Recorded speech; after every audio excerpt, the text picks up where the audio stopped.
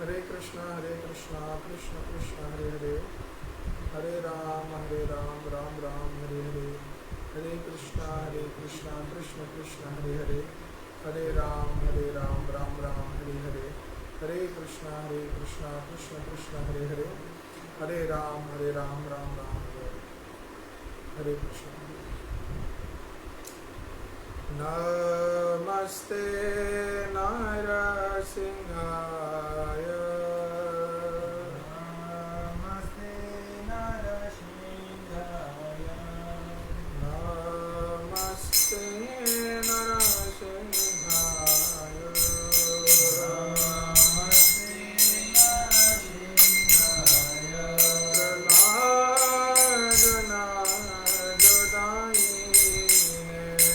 प्रह्लाद नारदायिने,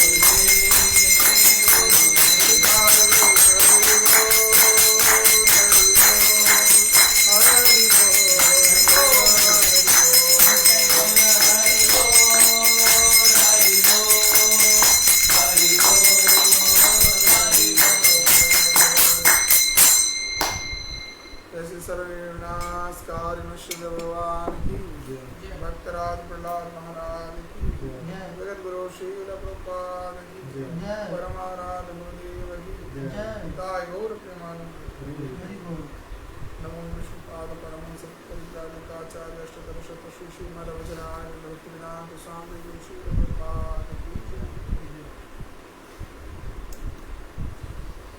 नमो अज्ञानतिमिरान्धस्य ज्ञानाञ्जनशलाकया चक्षुरुन्मिलितं येन तस्मै श्रीगुरवे नमः। श्रीचैतन्यमनोभीष्टं स्थापितं येन भूतले स्वयं रूपा कदा मह्यं ददाति स्वपदान्तिकं। वन्देऽहं श्रीगुरो श्रीयुतपरमनं श्रीगुरुं वैष्णवांश्च श्रीरूपं साग्रजातं सहगना रघुनाथान्वितं तं सजीवम् स्वादयितस्वावधूतं परिजनसहितं श्रीकृष्णचैतन्यदेवं श्रीराधाकृष्णपादान् सहगना ललिता श्रीशतान्वितांश्च हे कृष्णगुरुनाथ वीरबन्धु जगत्पते गोपेश गोपिकानन्द राधाकान्तनमस्तुते भक्तकाञ्चन गौराङ्गेश राधेवृन्दावनेश्वरी भवानुसुते देवी प्रणमामि। श्रीनाञ्जननिवासाय नित्याय परमात्मने बलभद्रसुभद्रावृन्दनाथाय ते नमः। आनन्दमय लीला विग्रहाय हेमाङ्गदिव्यछविसुन्दराय तस्मै श्री महाप्रेमरसप्रदाय चैतन्यचन्द्राय नमो नमस्ते। श्रीनित्यानन्दनमस्तुभ्यं प्रेमानन्दप्रदायिने कलौकल्मषनाशाय श्रीरङ्गवासने नमः। वृन्दावनं गुरुं कृष्णकमलोचनं वल्लभी वल्लभं देवं राधाकेन्द्रविग्रहं नमो नलिनेत्राय वेणुवादिने राधाधरसुदापानि साधु बलवान्। जय श्री कृष्ण चैतन्य प्रभु नित्यानंद श्री अद्वैत शिवासादि गौर भक्त। हरे कृष्ण कृष्ण कृष्ण हरे हरे हरे राम राम राम। ओम नमो भगवते वासुदेवाय भगवते वासुदेवाय ओम नमो भगवते वासुदेवाय भगवते वासुदेवाय ओम नमो भगवते वासुदेवाय ओम नमो भगवते वासुदेवाय नारायणं नमस्कृत्यं नरं चैव नरोत्तमं देवीं सरस्वतीं व्यासं ततो जयमुदीरये। नष्टप्रायेषु भद्रेषु नित्यं भागवतसेवया भगवती उत्तमं श्लोकैर्भक्तिर्भवति नैष्ठकी। कृष्णाय वासुदेवाय देवकी नन्दनाय च नन्दगोपकुमाराय गोविन्दाय नमो नमः। नमो विष्णुपादाय कृष्णपृष्ठाय भूतले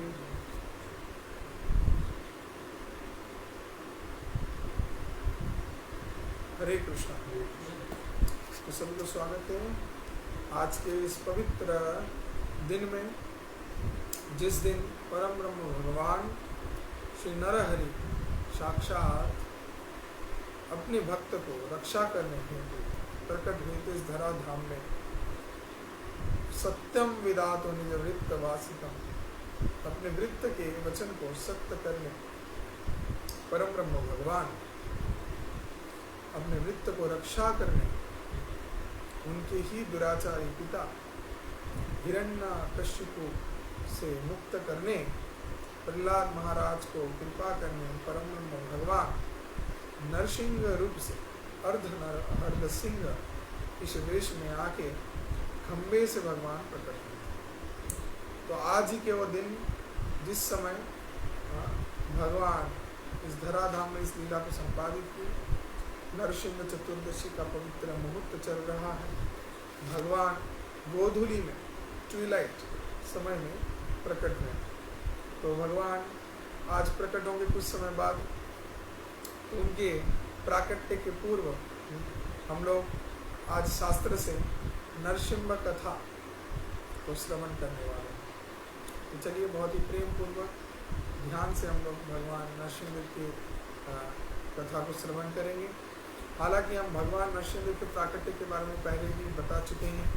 ज़्यादातर सभी लीलाओं में हर साल हम भगवान नरसिंह देव के कथा में भगवान नरसिंह देव का प्राकट्य रहस्य जो शास्त्र में बताया गया है कि उसके बारे में हम वर्णन करते हैं।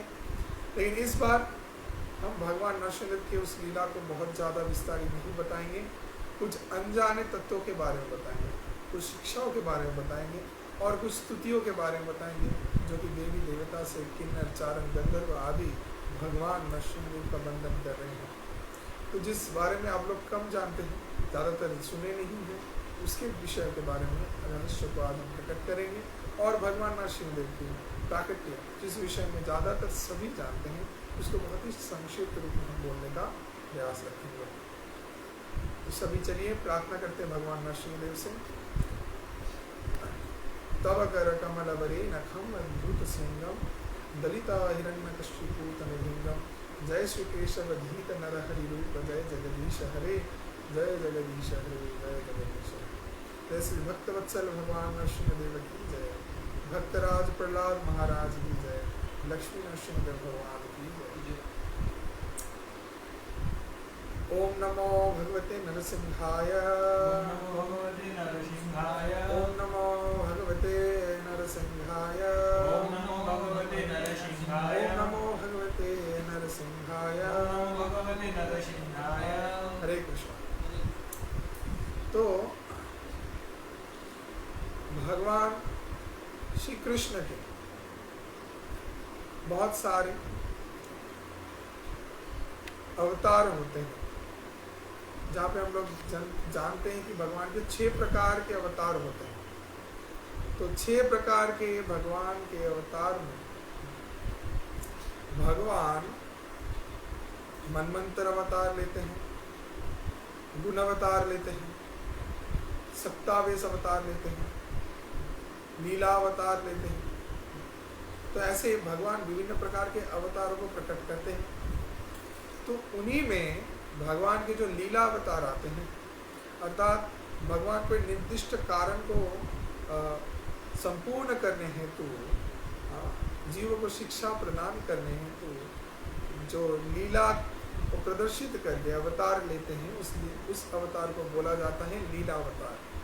तो उसी भगवान के लीला अवतार में भगवान श्री नरसिंहदेव आते हैं। भगवान नरसिंहदेव अवतीर्ण हुए बराहदेव के बाद में। तो 2 भाई, दोनों राक्षस थे, हिरण्याक्ष और हिरण्यकशिपु। तो हिरण्याक्ष को मारने भगवान विष्णु साक्षात बराहदेव के रूप से आए थे, अर्थात केशव धीत सुकर रूप। तो सुकर रूप से भगवान आए थे। उस रूप में आके भगवान हिरण्याक्ष को मारे, बड़े भाई। और फिर उनका छोटा भाई जो कि हिरण्यकशिपु था, तो हिरण्यकशिपु को विदन्न करने, मारने भगवान नरसिंह देव के रूप से प्रकट हुए। तो आज हम बहुत ही संक्षिप्त रूप में इस विषय को बोलने का प्रयास रखेंगे और ज़्यादा से ज़्यादा नरसिंह भगवान के स्तुति वंदन जो किन्नर चारण गंधर्व देव आदि सभी शास्त्रों में कर रहे हैं, उस स्तुति के बारे में आज वर्णन करेंगे। अब भगवान नरसिंह देव के प्राकट्य के बारे में बहुत सुंदर विस्तारित अच्छे से बताया गया है। कहानी शुरू होता है चतुष्कुमार से। तो चतुष्कुमार वर्ग भगवान नारायण को दर्शन करने भगवान के नित्य धाम में गए थे। वैकुंठ लोक भजे सेतद दीपम त्वमहम गोलोकमितियम इतन तस्त श्रुति विरल चारा कतिपय। तो सेत दीप में गए थे। वहाँ पे भगवान का जो वैकुंठ धाम है, वहाँ पे नारायण को दर्शन करने चाह रहे थे। अब इस वासना में चतुष्कुमार इसके पहले भगवान नारायण को कभी दर्शन नहीं किए। तो जब वहाँ पे जाके द्वार पे पहुँचे तो बहुत सारे द्वार था। हर एक द्वार को पार करते करते जब मूल प्राकष्ट का जो द्वार था उसमें पहुँचे तो वहाँ पे हो गया समस्या। तो उस द्वार पे जो द्वारपाल थे वो दोनों रोक दिए चतुष्कुमार को। वो द्वारपाल दोनों का नाम क्या था? जय और विजय। जय और विजय। तो जय और विजय दोनों ही बहुत ही एकनिष्ठ भगवान के सेवक बन गए और दोनों हर समय भगवान की कथा को एकदम निष्ठा के सहित पालन कर रहे थे और उनके आदेश के अलावा कुछ भी नहीं कर रहे थे और ध्यान रखते थे कि भगवान के चरण में कोई अपराध ना हो जाए, तो सचेतन रह के हर समय वो लोग कार्य करते थे। तो ऐसे वक्त में चतुष्कुमार आए जो भगवान को दर्शन करने के लिए अंदर प्रवेश करना चाहें और जय विजय रोक दे। तब चतुष्कुमार को थोड़ा बुरा लगा कि हम लोग भगवान को दर्शन करने आए श्री विष्णु को, और ये भगवान के जो द्वारपाल हैं ये लोग अयोग्य हैं, इनको कोई योग्यता नहीं है कि ये नहीं जानते किसको एंट्री दिया जाता है किसको नहीं। ये लोग समझ नहीं पाए दोनों कि हम लोग वीआईपी गेस्ट हैं, हम लोगों को रोक दिए हैं गेट में, तो ये तो गलत किया है। जैसे कोई अनुष्ठान होता है वीआईपी स्पेशल जो लोग गेस्ट को बुलाया गया है, अगर उनको कोई सिक्योरिटी रोक दिए तो कैसा होते हैं, लोग बहुत गुस्सा हो जाते हैं, अरे हम तो जानते नहीं हम कौन हैं, हम इतने बड़े व्यक्ति इतने बड़े इंडस्ट्रियलिस्ट हैं, हमको रोक दिया है। तो ऐसे ही चतुष्कुमार हालांकि ब्रह्मा के पहले पुत्र थे चतुष्कुमार, हाँ, तो चतुष्कुमार श्रेष्ठ जीव पहला ब्रह्मा जी का। तो ये लोग 5 साल की उम्र के हिसाब से रहते थे, वो दिखने में बालक स्वरूप थे और बहुत ही आकर्षक, जिनको सभी प्रकार के शास्त्र के पांडित्य अर्जन थे और जो कि चतुष्कुमार 4 गुरु के रूप में माने जाते हैं। अब वही चतुष्कुमार उस परिस्थिति में क्यों ऐसा आचरण किए, ये सब कुछ भगवान की इच्छा अनुसार हुआ, जो कि हम लोग बाद में जान सकते हैं। उस वक्त में इसका वर्णन ऐसा है नहीं, बाद में बताया गया कि भगवान की इच्छा अनुसार सब कुछ संपादित हुआ है। तो चतुष्कुमार थोड़ा क्रोधित हो गए क्योंकि उनको अंदर में प्रवेश करने का अनुमति नहीं मिला। तो तब चतुष्कुमार चिंता की कि ऐसे परम ब्रह्म भगवान के नित्य स्थान कैसे ऐसे अयोग्य 2 जन सेवक। तो अभी जय विजय की चिंता कर रहे हैं कि अगर खुद को श्रेष्ठ व्यक्ति मानते हैं तो इनके आचरण से प्रकाशित होना चाहिए। तो एक ऐसे हमारे सहित हमको प्रमाण करने का प्रयास करके हम लोग गलत हैं। हम लोग भी तो सुप्रीति के वश आज यहाँ पे आके भगवान के वैकुंठ धाम के द्वारपाल बने हैं। तो कहीं ना कहीं दोनों के अंदर ही बहुत ज़्यादा मनमुटाव होने लगा और जय विजय के साथ चतुष्कुमार का एक वितर्क शुरू हो गया। जय विजय अंदर प्रवेश नहीं करने दे रहे थे चतुष्कुमार को, और चतुष्कुमार को अंदर आना था। तो ऐसे वितर्क चल रहा था एक दूसरे के प्रति। इतने में भगवान वैकुंठनाथ नारायण साक्षात शयन कर रहे थे और उनका पाद सेवा कर रही थी लक्ष्मी देवी। तो चरण सेवा करते हुए लक्ष्मी देवी को कुछ शब्द सुनाई दिया कि बाहर कुछ तो गड़बड़ हो रहा है। और भगवान नारायण की चिंता की है कि शायद कुछ हो रहा है, हे देवी आपको क्या सुनाई दे रहा है, बाहर में कुछ झगड़ा वितर्क कुछ तो हो रहा है। तो लक्ष्मी देवी बोली कि हाँ प्रभु निश्चित कुछ हो रहा है। तो तब नारायण भगवान उठे और तब नारायण चिंता की कि लक्ष्मी को लेके जाएंगे, क्योंकि लक्ष्मी देवी की उपस्थिति जहाँ पे रहता है तो बड़े से झगड़ा झमेला सब शांत हो जाता है। तो भगवान लक्ष्मी देवी को बोल के आप मेरे साथ चलिए। तो लक्ष्मी देवी बोले कि हमको आपके साथ जाने का क्या प्रयोजन है। लक्ष्मी देवी को भगवान बोले कि आपकी कृपा से ही हम सभी प्रकार के समस्याओं को समाधान कर पाते हैं, तो अगर आप मेरे साथ रहेंगे तो तुरंत समस्या का समाधान होता है। तो लक्ष्मी देवी को लेके भगवान साक्षात गए और जो द्वार के पास गए देखे चतुष्कुमार खड़े हैं और जय विजय खड़े। तो जब भगवान नारायण द्वार के पास जाके खड़े हुए थे, चतुष्कुमार इसके पहले कभी भी नारायण भगवान को दर्शन नहीं किए थे।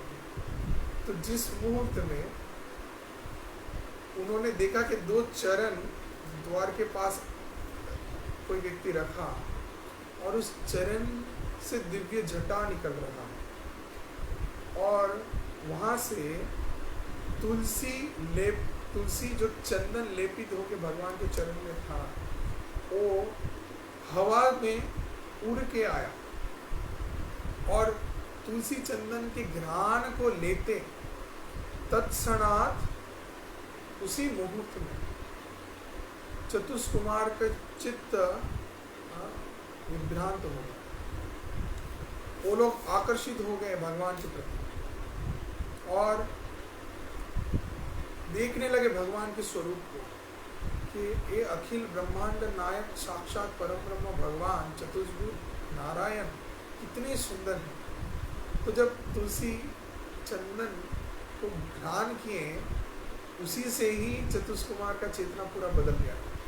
फिर वो सोचने लगे कि हम कितने अधम कितने पतित हैं कि हम भगवान के इस धाम में आके भगवान को दर्शन करने आए हैं ना कि झगड़ा करने आए। हमारा चेतना कितना निकृष्ट है कि हम जय विजय के साथ अभी वितर्क कर रहे हैं और ऐसे परम ब्रह्म भगवान का चिंता ही नहीं की। तो भगवान के रूप को वो लोग पान कर रहे थे और जय विजय तत्क्षणात दंडवत प्रणाम करके चरण में गिर गए भगवान के। अब इतने में भगवान नारायण तब बोले कि अभी किस विषय में चर्चा हो रहा है कि यहाँ पे हम जय विजय को देख रहे हैं और चतुष्कुमार भी उपस्थित हैं। हे ब्राह्मण वर्ग, आप लोगों को स्वागत है। तो भगवान नारायण साक्षात इस बात को बोले और भगवान समझ गए कि किस विषय को लेके चतुष्कुमार और जय विजय के अंदर झगड़ा चल रहा, द्वंद्व चल रहा। तो भगवान तब इस द्वंद्व को समाप्त किए। अब हम बहुत ही संक्षेप रूप में इसको बता रहे हैं क्योंकि इसमें भी बहुत सारे शिक्षाएं बहुत बड़ा है और हालांकि आज हमको बहुत सारे विषयों के ऊपर बोलना पड़ेगा, तो इसीलिए इस लीला को हम संक्षिप्त रूप में बता देते। तो भगवान तब इस झमेला को रोके और जय विजय को डांटे, बोले कि अरे तुम लोग जानते नहीं ये लोग कौन हैं, ये लोग चतुष्कुमार हैं, अरे ये लोग गुरु हैं, ये लोग ज्ञानी परम तत्व ज्ञानी हैं, अरे इसी ब्राह्मण के लिए तो हम जी रहे हैं। ये ब्राह्मण लोग आशीर्वाद करते हैं तब ना जाके हम लक्ष्मी को अपने पास रख पाएँ, नहीं तो लक्ष्मी कब को हमको छूट के चली जाती। ब्राह्मण के आशीर्वाद से ही लक्ष्मी हमारे पास रहता है। अगर ब्राह्मण आशीर्वाद ना रहा तो हम लक्ष्मीहीन हो जाएंगे और जो कुछ भी वैकुंठ का समृद्धि आप देख रहे हो सब कुछ इस ब्राह्मण देव के कृपा आशीर्वाद से ही तो है। तो इसीलिए हम लोग को ब्राह्मण का पूजा अर्चन करना चाहिए। तो ऐसे बोल के बहुत सारे गुण महिमा गाए चतुष्कुमार के, भगवान साक्षात नारायण खुद। हाँ, तो इसीलिए ब्राह्मण और वैष्णवों के साथ आचरण में हम सभी को बहुत ही सतर्क रहना चाहिए। साक्षात भगवान नारायण अपने इस आचरण लीला से हम लोग को शिक्षा देते। तो ऐसे करके भगवान ठीक किए, लेकिन इतने ही वार्तालाप में पहले ही कुछ एक गड़बड़ हो गया था। वो गड़बड़ क्या था, वहाँ पे चतुष्कुमार इतना क्रोधित हो गए थे जय विजय के ऊपर। चतुष्कुमार तत्क्षणात अभिशाप दे दिए थे कि तुम लोग राक्षस बन जाओगे, तुम लोग अयोग्य हो भगवान के वैकुंठ के द्वारपाल रहने, तो तुम लोग राक्षस बन के मर्तलोक में चले जाओ और 3 जन्म उस अवस्था में। तो ऐसा पहले अभिशाप तो दे दिए थे चतुष्कुमार, लेकिन भगवान की उपस्थिति के बाद उनका चेतना जब बदल गया तो चतुष्कुमार चिंता करने लगे कि अभी हम दूसरा भी कुछ चांस देंगे इनको। तो उन लोगों को बोले कि देखिए आप चाहें तो आप भगवान के धाम में ही भगवान के पास रह सकते हैं, ये भी ऑप्शन आपको दे रहे हैं।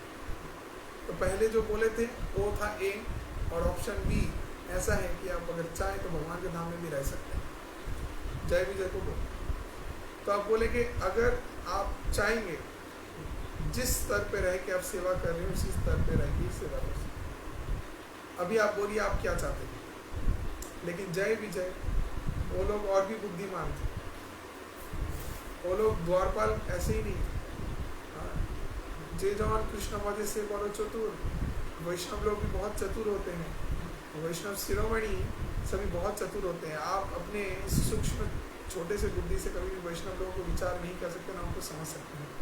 वो लोग बहुत ही चतुर होते हैं। तो ऐसे जय विजय भी बहुत चतुर थे। जय विजय बोले नहीं, हमको वैकुंठ में नहीं रहना है, ऐसा हमको 3 युग में 3 प्रकार के राक्षस बन के ही आना है।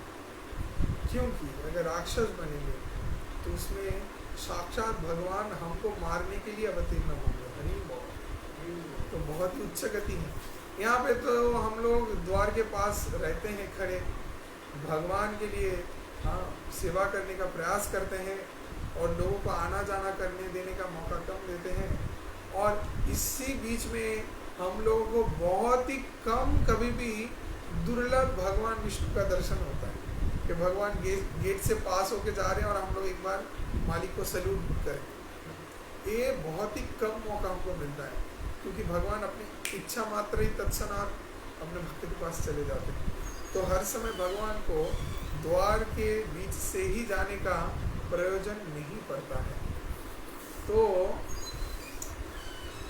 इससे तो अच्छा होगा अगर हम राक्षस बन के जन्म लें तो भगवान हमको उद्धार करने हमारे पास आएंगे और हमारे साथ युद्ध करके हमको आनंद प्रदान करेंगे, हम लोगों को स्पर्श करेंगे, तो सबसे अच्छा होगा।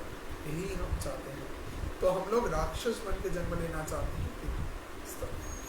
तो वही जय और विजय 3 जन्म में राक्षस बन के आए। तो वही आए थे कंस के रूप से, शिशुपाल के रूप से, वही आए थे दंतवक्र के रूप से, वही आए थे रावण के रूप से, फिर वही आए हमारे हिरण्याक्ष हिरण्यकशिपु के रूप से। तो ये हिरण्याक्ष हिरण्यकशिपु के रूप में जब जय विजय आए थे तो उनके बारे में भी बहुत कुछ विस्तारित बता रहे हैं। बहुत डिटेल्स में हम अभी नहीं जा रहे हैं, तो बहुत ही संक्षेप में बता देते हैं कि जब ये 2 संतान, अच्छा कश्यप मुनि, उनके 2 स्त्रियां थी, दीति और अदिति। सब याद रखने का प्रयास करें आप लोग, दीति और अदिति।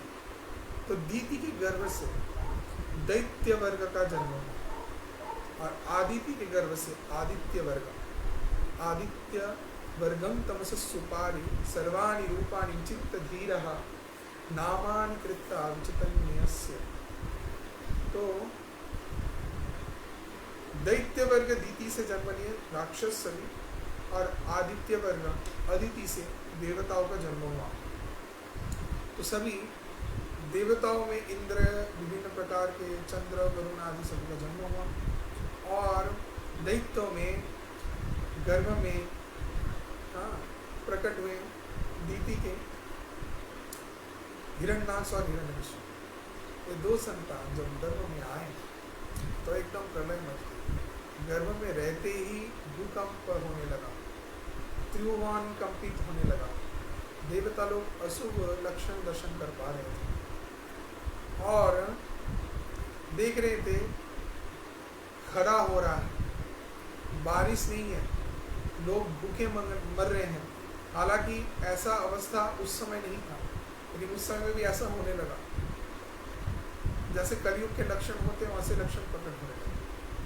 सब अशुभ घटनाएं घटने लगी, लोग रोने लगे, भूख से मरने लगे, बहुत ही बुरा होने लगा चारों तरफ। तो ऐसे अवस्था को दर्शन करके इंद्र चिंतित रहा, देवता लोग चिंतित हो गए कि जो बच्चा अभी गर्भ के अंदर है, जन्म भी नहीं लिया है, उसके सूचना से ही उस विश्व विश्व ब्रह्मांड में इतना भयंकर प्रलय हो रहा है, तो अब जब अगर ये बच्चे लोग जन्म लेंगे तो क्या होगा। तो बहुत ही चिंतित थे और संतान को गर्भ के अंदर ही कैसे मारा जा सकता है ऐसा चिंता करो। लेकिन इतना चिंता करते करते ही एक दिन भयंकर भूकंप आया, और भूकंप आया इसी कारण कि और जितने वनस्पतियाँ थे ज़्यादातर सब टूट के बिखर के नष्ट हो गई। और इसका पीछा जो मूल कारण रहस्य है वो है क्या, हिरण्याक्ष का जन्म हो गया। हिरण्याक्ष जन्म लेके बहुत ही तांडव प्रलय आदि करने लगा, चारों तरफ वितीर्ण करके नष्ट करके दंड भिन्न करने लगा और अपने शक्ति का प्रदर्शन किया और सबको हुंकारने लगा, कौन मेरे जैसे परम शक्तिशाली है जो अपने शक्ति का प्रदर्शित करेगा और मेरे साथ युद्ध करेगा, जिसके साथ युद्ध करके हमको परम आनंद आएगा। तो ऐसे हिरण्याक्ष ढूंढने लगा। हिरण्याक्ष इतना मंदबुद्धि क्या था कि वो सबसे पूछने लगा, क्या तुम्हारे पास शक्ति है, क्या जोर है, क्या तुम्हारे में वो ताकत है कि तुम हमको लड़के हमको हरा सकते हो। तो ऐसे करके सभी को थ्रेट देने लगा। तो देते देते उसका इतना मंदबुद्धि कि वो नारद मुनि को भी बोलने लगा, क्या आप मेरे साथ युद्ध कर सकते हैं। नारद मुनि बोले, हम गुरु हैं, हम महर्षि हैं, हम तुम्हारे साथ युद्ध नहीं करेंगे। तुमको अगर युद्ध करना है विष्णु के अवतार अभी लिए हैं, जाके उनके साथ युद्ध करो। तब हिरण्याक्ष को पता चला कि भगवान वराहदेव प्रकट हुए। तो फिर बाद में वो भगवान वराहदेव को विभिन्न प्रकार के अपने वाक्यों से घात किए, फिर जाके युद्ध शुरू किए। फिर भयंकर युद्ध चला बहुत ही समय से, और उसके बाद ये युद्ध समाप्त हुआ और भगवान प्राण को हरण किए हिरण्याक्ष का। अब हिरण्याक्ष का प्राण जब चला गया तो हिरण्यकशिपु भाई होके वो छोटे अवस्था से ही गुस्सा था, क्रोधित था, किसके ऊपर, विष्णु के ऊपर। वो चाहता ही नहीं था हिरण्यकशिपु कि मेरे बड़े भ्राता को हत्या किया है कौन, विष्णु। तो विष्णु का नाम जो भी लेगा उसको हम हत्या कर देंगे, उसको मार देंगे, और हमको विष्णु से भी अधिक बलशाली बनना है। तो उसके लिए क्या करेंगे, कठोर तपस्या करेंगे। तपस्या से तपोबल आएगा और जिसके माध्यम से हम राजा बनेंगे, मेरा जय जयकार होगा और तब हम जो चाहेंगे वही करेंगे। तो ऐसा चिंता करने लगे। तो हिरण्यकशिपु तपस्या में बैठ गए। तपस्या में बैठ के हिरण्यकशिपु कठोर तपस्या करते। ओम ब्रह्मणे नमः, ब्रह्मा जी का स्तुति वंदन करने लगे। और इतना अद्भुत वर्णन है हिरण्यकशिपु की इस तपस्या का, जहाँ पे गर्मी के समय चारों तरफ आग जला के आग के अंदर बैठ के हिरण्यकशिपु एक पैर में खड़े होके ब्रह्मा जी का तपस्या करने लगे। बारिश आया, एक एक करके ऋतु परिवर्तन होने लगा। हिरण्यकशिपु का शरीर संपूर्ण सूख गया था, सूख के हाड़ निकल आए थे और उस हाड़ में कीड़े मकोड़े उसका जितने भी मांस था सब खा लिया था। तो सिर्फ हाड़ निकला हुआ था और धीरे धीरे उसके ऊपर घुन पड़ गए। घुन को क्या बोलते हैं, जो घुन पड़ जाता है एक चीज़ के ऊपर। तो पूरा शरीर में वो चींटी का वैसा घर घून जैसा बन गया था। उसके अंदर हिरण्यकशिपु था, तो किसी को दिखाई नहीं दे रहा था। हिरण्यकशिपु का ऐसा है कि तपस्या से उनका सर्वांग जल रहा था, आग निकल रहा था शरीर से, इतना भयंकर कठोर तपस्या थी। और संपूर्ण रूप से बिना खाए बिना पानी पिए, और एक अवस्था ऐसा प्राप्त हुआ हिरण्यकशिपु सांस लेना भी बंद कर दिया था। ऐसे कठोर तपस्या सालों साल करते हैं। ब्रह्मा जी देखें कि अभी हमको प्रकट होना है, तो ब्रह्मा जी सामने प्रकट हुए। ब्रह्मा जी जब प्रकट हुए तो हिरण्यकशिपु को देख नहीं पा रहे कि हिरण्यकशिपु कहाँ है, क्योंकि ऑलरेडी वो पहले से ही वो रुई के ढीपी के अंदर पूरा पहाड़ जैसा हो गया था, उसके अंदर हिरण्यकशिपु। तो उसको तोड़ के हिरण्यकशिपु फिर प्रकट सामने आया और एक हाड़ कंकाल सामने था। तो भगवान ब्रह्मा जी साक्षात वहाँ पे विधाता पुरुष जो पद्म में प्रकट हुए थे, तो हिरण्यकशिपु को आशीर्वाद दिया और देके बोले कि कृपापूर्वक बताओ, तुम्हारी इस तपस्या से हम प्रसन्न हुए, तुम क्या चाहते हो। तो हिरण्यकशिपु बहुत ही चतुर थे, बहुत ही चतुर, बहुत ही तीक्ष्ण, उसको कोई हरा नहीं पाएगा। तो हिरण्यकशिपु डायरेक्ट ब्रह्मा जी को बोले, हमको अमर कर दीजिए, हमको अमरत्व प्रदान कीजिए कि हम अमर हो जाए, हमको कोई मार ना पाए। तब ब्रह्मा जी बोले, बाप रे, तुम तो बहुत बड़ा कुछ मांग लिया हमसे, हम तो खुद ही अमर नहीं है, हम खुद अमर नहीं है, मेरा भी जन्म होता है, मेरा भी मृत्यु होता है। हमारा 4 युग, सत्य, त्रेता, द्वापर, कली, जिसको एक कल्प बोलते हैं। ब्रह्मा का एक दिन, वैसे ब्रह्मा का एक रात होता है और उसके बाद ब्रह्मा का मृत्यु होता है, चतुर्युग, फिर नया ब्रह्मा का जन्म होता है। तो ऐसे ब्रह्मा का जो पद है वो भी परिवर्तित होता है, जन्म मृत्यु उसका भी। तो बोला, हम खुद अमर नहीं है, हमको कैसे अमर होगा, तुम दूसरा कुछ मानो। तो तब हिरण्यकशिपु भगवान ब्रह्मा जी से पूछे कि तब आप कुछ विषयों को हमको प्रदान कीजिए, जो हम चाहते हैं उसको दीजिए। बोले, बोलो क्या चाहते हो। बोले, हमको ना कोई देवता, ना कोई नर, ना कोई राक्षस, ना कोई यक्ष, ना कोई सरीसृप, ना कोई पशु मार पाए। ब्रह्मा जी बोले, तथास्तु। ब्रह्मा जी का उतना बुद्धि नहीं था। फिर हिरण्यकशिपु बोले, ना कोई मुझे अस्त्र से, ना कोई शस्त्र से, ना कोई मंत्र विद्या से हमको मार पाए। ब्रह्मा जी बोले, तथास्तु। फिर हिरण्यकशिपु बोले, इस दुनिया के प्रकृति के नियम अनुसार दिवा और निशी, रात्रि और दिन है, तो मुझे कोई ना रात में मार पाए, ना कोई दिन में मार पाए। ब्रह्मा जी बुद्धि कम। ब्रह्मा जी बोले, तथास्तु। उसके बाद हिरण्यकशिपु चिंता किया, और कुछ बाकी है कि ऐसा कोई चांस है जिससे कोई हमको मार पाएगा। अब हिरण्यकशिपु थोड़ा सोच के चिंता करके बोला कि ब्रह्मा जी, हमको ऐसा वर प्रदान कीजिए, ना स्वर्ग लोक में, ना मत्त लोक में, ना पाताल लोक में मुझे कोई मार पाए। अब ये 3 लोग हैं, 3 लोग में ही हम कोई नहीं मार पाएगा।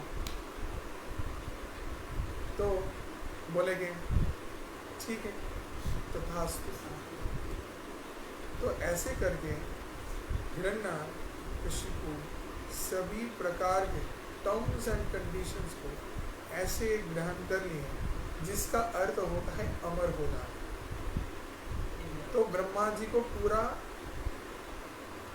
मूर्ख बनाया। कौन? हिरण्यकशिपु। तो जो राक्षस होते हैं लोग बहुत बुद्धिमान, बहुत चतुर होते हैं, तो वो लोग ऐसे ट्रिक करके फंसा देते हैं। ब्रह्मा जी को बहुत बार फंसा, बहुत बार ब्रह्मा जी आशीर्वाद देने के बाद में नारायण के पास रोते थे कि हम गलती करके इनके बात से प्रसन्न तो हो जाते हैं और इनको आशीर्वाद दे देते हैं, और उसके बाद हमको पछताना पड़ता है क्योंकि ये लोग कुछ ना कुछ गड़बड़ करते रहते हैं। तो ब्रह्मा जी ऐसे आशीर्वाद सब प्रदान करके ब्रह्मा जी चले गए। अब हिरण्यकशिपु तत्क्षणात अपने योग सिद्धि से नया देह को बहुत ही बलशाली, शक्तिमान, और उसके तेज से त्रिभुवन कांपने लगा उसके डर से, और जो भी विष्णु भक्त थे सबको मारने लगे। हिरण्यकशिपु इतना प्रबल शक्तिशाली था जिसके नाम मात्र से ही देवता लोग डर डर के भागते थे। परम से परम शक्तिशाली देवराज इंद्र, वो बताया गया है अपने सिंहासन के नीचे छुप जाता था हिरण्यकशिपु के नाम से। इतना प्रभावशाली शक्तिशाली था हिरण्यकशिपु। तो हिरण्यकशिपु सभी प्रकार के विषय को ठीक ठाक प्राप्त करके परम वीर बन के, हाँ, अपने राक्षस राज को संपादित कर रहा था। तो हिरण्यकशिपु की स्त्री थी माता कायादु। तो कायादु के गर्भ में एक सुंदर पुत्र का जन्म हुआ जो कि कृष्ण भक्त था। तो गर्भ में जब जन्म हुआ तो तत्क्षणात देवता लोग चिंता करने लगे, एक बाप काफ़ी नहीं है, अब उसका बच्चा भी जन्म ले रहा है, अब दोनों मिलके क्या हालत करेंगे। तो इंद्र चिंता करने लगा कि बाप को तो अभी मार नहीं पाएंगे, एटलीस्ट अभी के लिए बच्चे को तो मार सकते ही हैं। तो कायादु देवी के पीछे देवता लोग सब पड़ गए, सब अस्त्र शस्त्र लेके गर्भावस्था में कायादु देवी को मारने के लिए प्रयास किया। कायादु देवी दौड़ दौड़ के भागने लगी आसमान से, और इतने में नारद मुनि देखे और नारद मुनि कायादु देवी को रक्षा की। तो नारद मुनि बोले कि हे देवराज इंद्र, आप कितने मूर्ख हैं, आप कैसे चेतना को पोषण करते हैं, और ये सभी देवताएं एक गर्भवती स्त्री को हत्या करने के विषय में आप लोग चिंता कर रहे हैं। एक स्त्री को, नारी को मारना ही, हत्या करना ही चरम पाप होता है, और आप लोग सभी गर्भवती स्त्री को मारने जा रहे हो, अभी देवता वर्ग, इतना बड़ा पाप आप कैसे कर रहे हैं। तो नारद बोले इसके गर्भ में राक्षस पुत्र है, तो उसका भी चेतना हिरण्यकशिपु के जैसा ही रहेगा, तो इसको मार देते हैं अभी, तब ये हम लोगों को मार नहीं पाएगा। तो नारद मुनि बोले ये राक्षस नहीं बनेगा, तुम लोग निश्चिंत हो जाओ, चले जाओ, गरीब हो। तो जो गुरु वर्ग होते हैं वो त्रिकालदर्शी होते हैं, वो समझ पाते हैं कि क्या श्रेष्ठ है क्या श्रेष्ठ नहीं है। तो नारद मुनि बता दिए, जो कि देवता लोग भी समझ नहीं पा रहे थे। तो नारद मुनि कायादु को लेके अपने आश्रम में रखे और दिवा रात्रि एकदम फुल डोज देने लगे भागवत कथा का। इतना भागवत कथा की, इतना कृष्ण कथा की, इतना कृष्ण कथा सुनते सुनते सुनते सुनते, हाँ, गर्भ के अंदर जो संतान था वो उस कृष्ण कथा को पान करते करते करते भगवत भक्त हो गया। और जो संतान था उसका जब जन्म हुआ, उसका नाम क्या, प्रहलाद। हरि बोल। प्रहलाद कौन है? प्रहलाद कथा का अर्थ होता है जो भगवान को आनंद देते हैं, जो भगवान को आनंद देते हैं, भगवान का आनंद वर्धन करते हैं, वो है प्रहलाद। तो प्रहलाद का जन्म हो गया। कायादु देवी बहुत ही प्रसन्न हुई और प्रहलाद जन्म से ही भगवान का नाम लेने लगा। प्रहलाद इतना तीव्र शक्तिमान था कि उसके उस भक्ति के शक्ति के पास कोई नहीं था। तो प्रहलाद बचपन से ही भगवान का नाम लेते थे। प्रहलाद अपने गुरु नारद मुनि से उस मंत्र को प्राप्त किए थे गर्भावस्था के अंदर ही। क्या? ओम नमो भगवते वासुदेवाय। तो उस वासुदेव परम ब्रह्म भगवान का ध्यान चिंतन करने लगे और हिरण्यकशिपु चिंतन करने लगे कि कैसे मेरा ये संतान कृष्ण भक्त हो गया।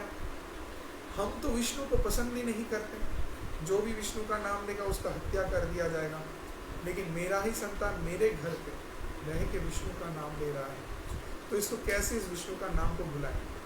तो इस बारे में राजकुल गुरु के साथ वार्तालाप की। तो वार्तालाप के बाद चिंतन किए कि प्रहलाद को गुरुकुल में भेजा जाएगा और गुरुकुल में क्या शिक्षा दिया जाएगा, जो शिक्षा आज के समय में स्कूल कॉलेज में दिया जाता है, राक्षस प्रवृत्ति की शिक्षा है, जिससे व्यक्ति राक्षस बने और दुराचार करे। तो जो आज के समाज में स्कूल कॉलेज यूनिवर्सिटीज़ में दिया जा रहा है, नहीं सिखाया जाता है कि कैसे आदर्श मनुष्य का एक चरित्र बन सकता है। तो ऐसे ही शिक्षा को प्रदान करने के लिए हिरण्यकशिपु दो कुल गुरु को रखे थे। दोनों का नाम क्या है? संडा और मार्का। याद रहेगा? तो संडा मार्ग को नियुक्त किए थे, इसलिए कि प्रहलाद को लेके जाओ और प्रहलाद को शिक्षा दो कि क्या हिरण्यकशिपु भगवान हिरण्यकशिपु की तो हिरण्यकशिपु का जय जयकार हो, इस शिक्षा को देने गुरुकुल में भेजे थे कौन?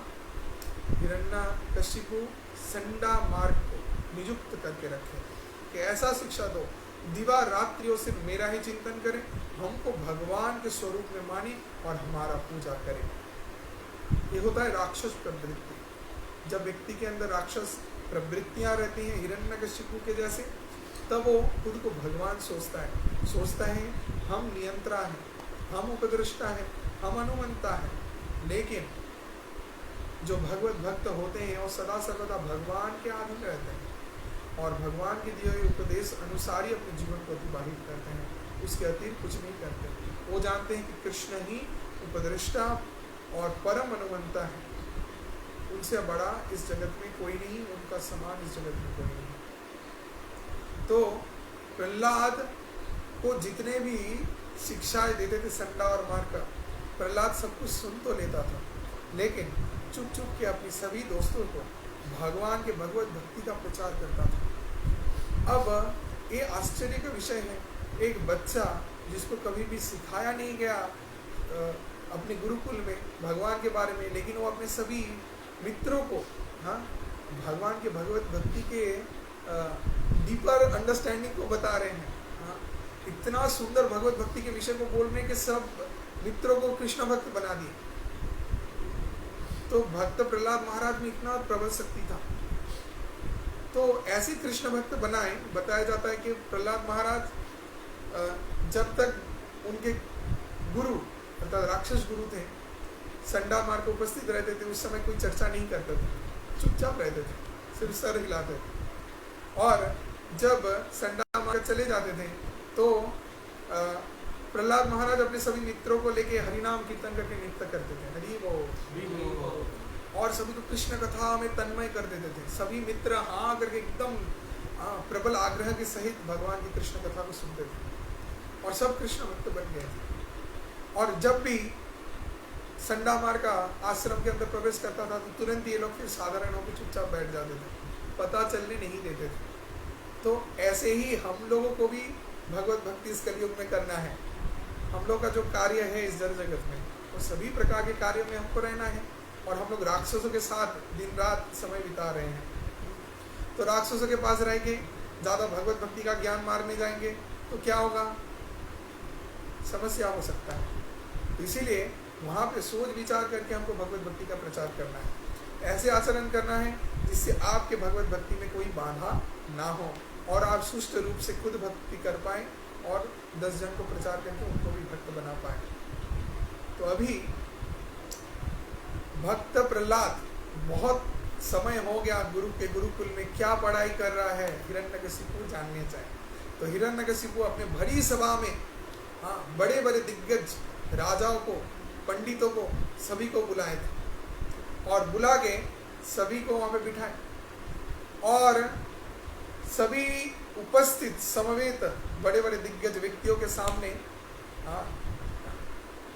हिरण्यकशिपु संडा मार्ग को बुलाए, क्या आओ तुम दोनों और अभी मेरे पुत्र को लेके आओ।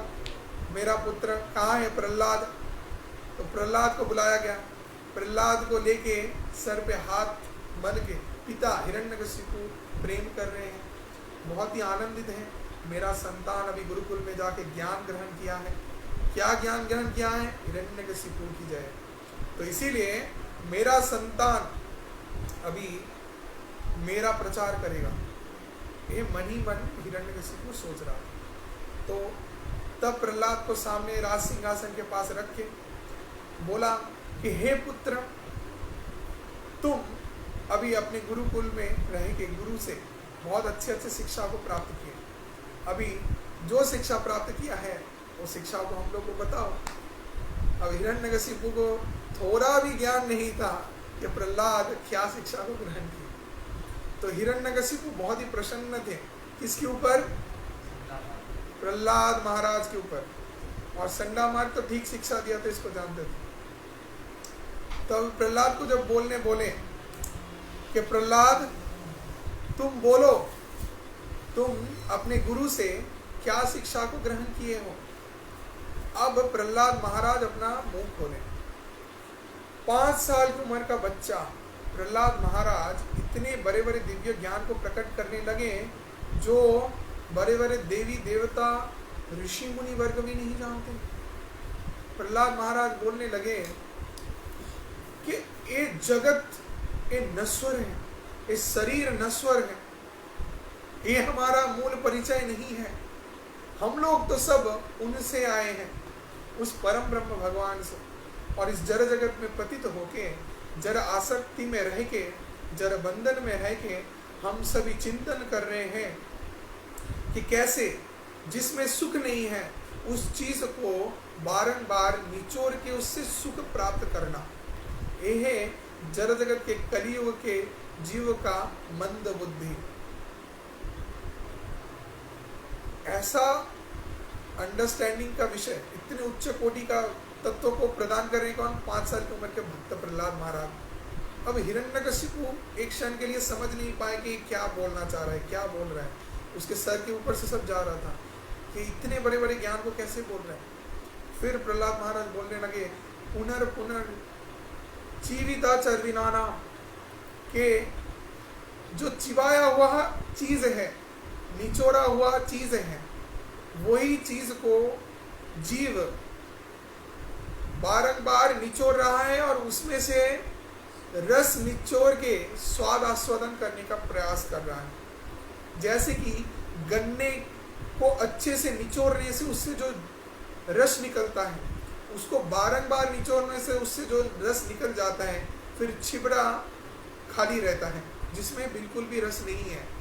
और उसको अगर कोई मूर्ख व्यक्ति बारंबार अपने मुंह पे डाल के उसको चढ़बन करके उससे रस लेने का प्रयास करे तो उससे कोई रस नहीं निकलेगा, तो मूर्खता है।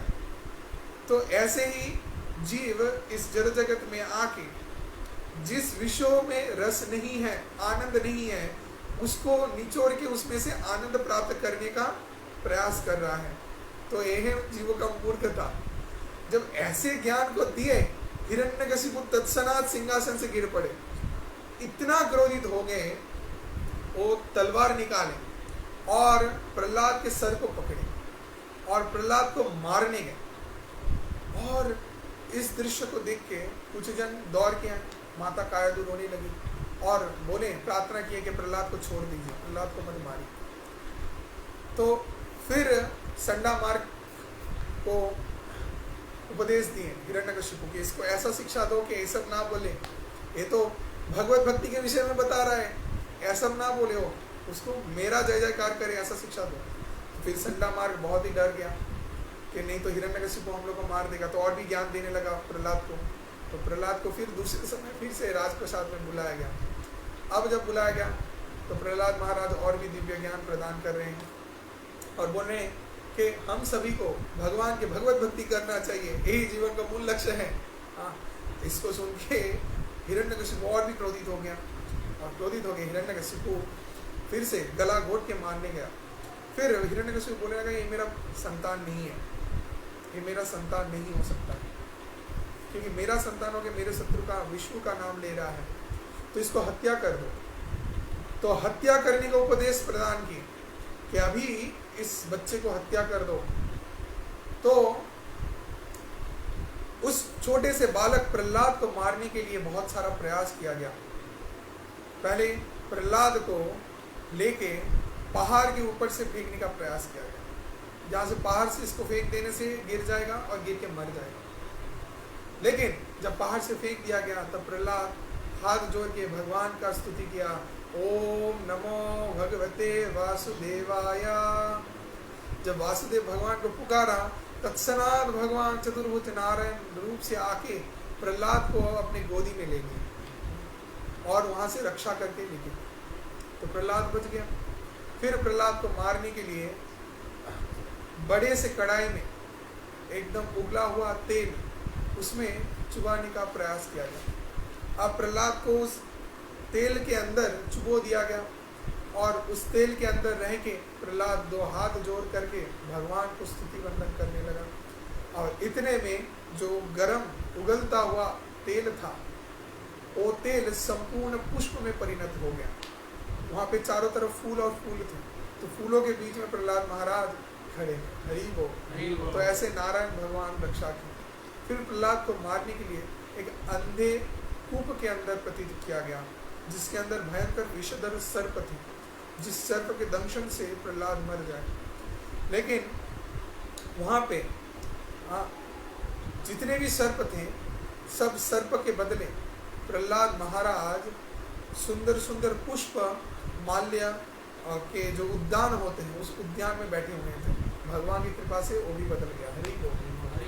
फिर प्रहलाद महाराज को मारने के लिए बहुत प्रयास किया गया। देख रहे हैं कि इतने प्रयास से भी प्रहलाद नहीं मर रहा है, तो कुछ छलना करके प्रहलाद को मारा जाए। तो प्रहलाद को मारने के लिए प्रहलाद को जंगल में लेके जाया गया और एक उन्मत्त पागल हाथी के पैर में कुचल के मारने का प्रयास किया गया।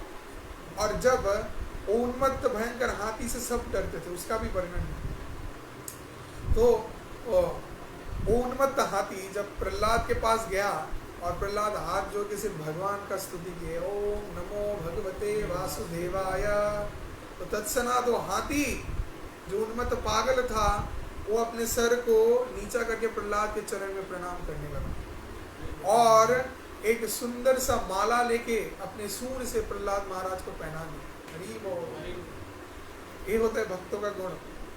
वो कहीं पर भी रहे ना, कि कोई भी पागल व्यक्ति को एकदम भक्त बना दे, कोई भी राक्षस व्यक्ति को भक्त बना दे, कोई भी सिचुएशन को परिवर्तन कर दे सकता है अपने भक्ति के जादू से। तो फिर प्रहलाद महाराज को प्रयास किया गया कि मारने का कैसे, कि होली का, जैसे आप लोग जाते हैं कि हम लोग जब होली खेलते हैं, होली के पहला दिन जो रहता है, तो उस दिन को होली का उत्सव मनाया जाता है। तो होली का दहन, तो होली का जो कि हिरण्यकशिपु की बहन थी, तो उसको हिरण्यकशिपु बोले कि आप कुछ छलना करके इसको मार दो, इसको जीवित मत रखो और इसको पता ना चले। हो सकता है कि कोई माया शक्ति जानता है, जिसके कारण कोई भी बाधा है उससे उतर जा रहा है। तो इसलिए प्रहलाद को क्या किया गया, बहुत ही प्रेम पूर्वक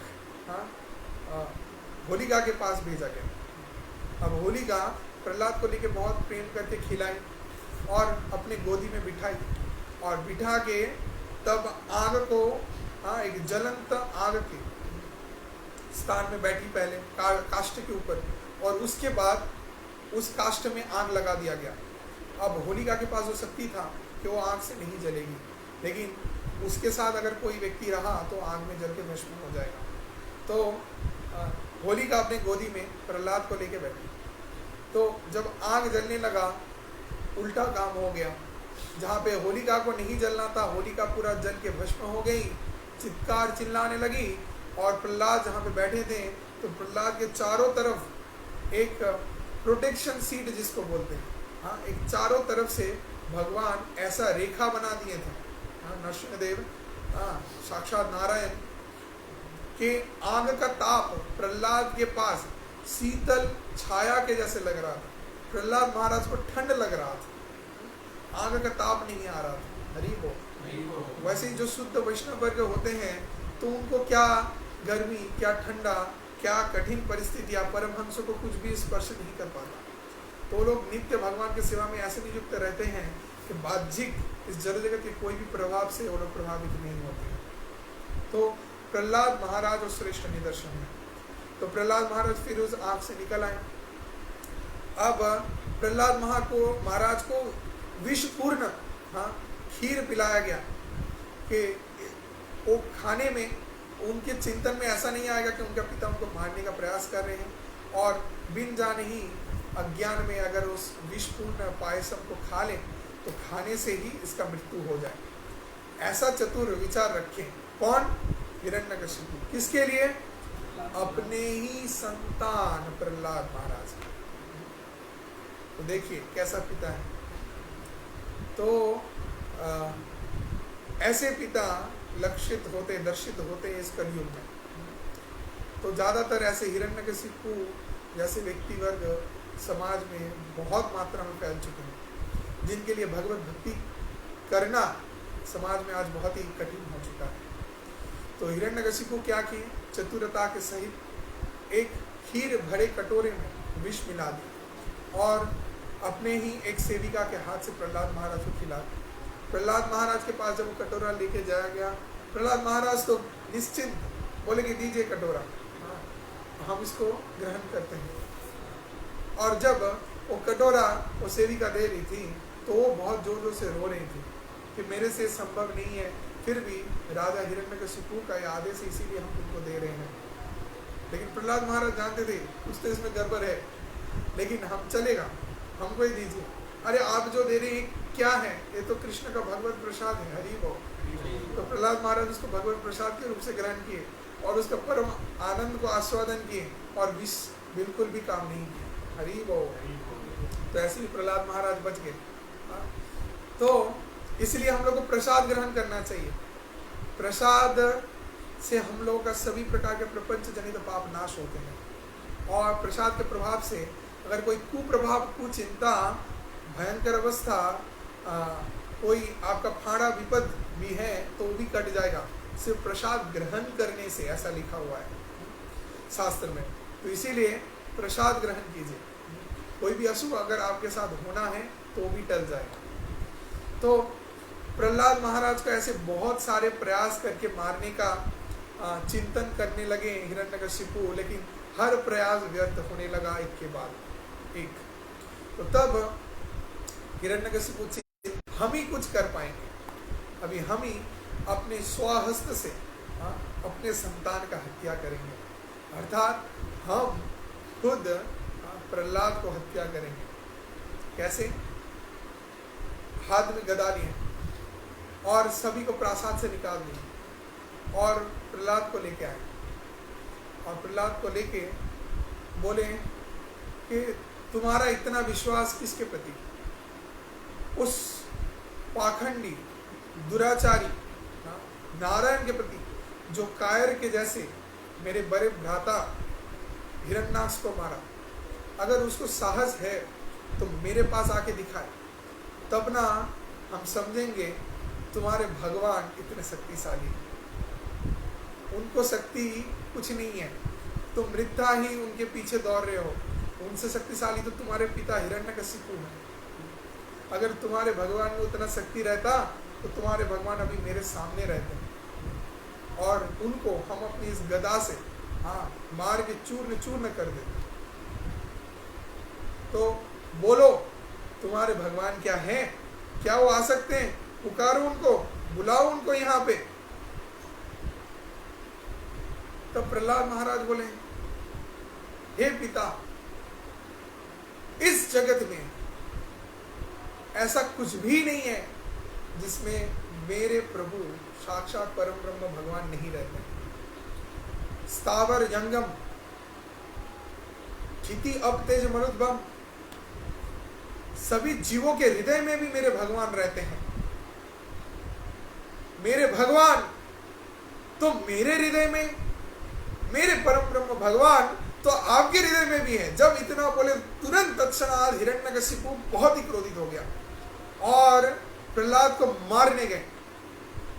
और इतने में प्रहलाद महाराज बोले, मेरे भगवान तो आपके हृदय, मेरे हृदय में क्या, इस प्रासाद में सभी जगह में उपस्थित हैं। हरि बोल।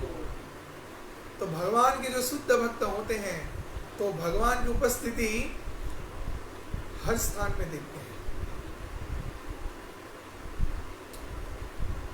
स्थावर जंगम ना देखे, जहां पे स्थावर जंगम कुछ दिखाई नहीं देता, सर्वस्थाने होय तार इष्टदेव स्फूर्ति। बोला गया इष्टदेव भगवान को हर विषयों में वो देख सकते हैं, हर जीवों के हृदय में ही भगवान को दर्शन कर सकते हैं। तो ऐसे प्रहलाद महाराज बोले कि आप क्या चिंतन कर रहे हैं, हमारे भगवान तो ये पूरे महल में है, चारों तरफ है। तो हिरण्यकशिपु गर्व और मिथ्या अहंकार से इतना क्रोधित हो गया, बोला कि तुम्हारे भगवान इस महल के अंदर हैं क्या? वो इस खम्भे के अंदर हैं अब प्रहलाद महाराज तो उनके शुद्ध भक्ति से वो दर्शन कर पा रहे कि मेरे भगवान तो इस खंबे में भी, लेकिन हिरण्यकशिपु देख पा रहे क्या? नहीं। ऐसे ही इस जड़ जगत में जो लोग भगवान के भक्त हैं वो लोग भगवान के भगवत भक्ति के आनंद को उपलब्धि कर सकते हैं, भगवान की उपस्थिति को भगवत भक्ति के माध्यम से, शुद्ध भक्तों की उपस्थिति के माध्यम से उपलब्ध कर सकते हैं। लेकिन जो लोग अभक्त हैं, दुराचारी हैं, मायावादी हैं, जो भगवान के अस्तित्व को नहीं मानते हैं, वो मंदिर में भी जाके विग्रह को दर्शन करके उसमें भगवान को नहीं देख पाते, वो कभी भी श्रद्धालु नहीं बन पाते, श्रद्धाहीन रहते हैं। तो इसीलिए शास्त्र में भी बताया गया है कि श्रद्धावान लभते ज्ञानम, जो श्रद्धावान व्यक्ति है वही ज्ञान को प्राप्त कर सकता है।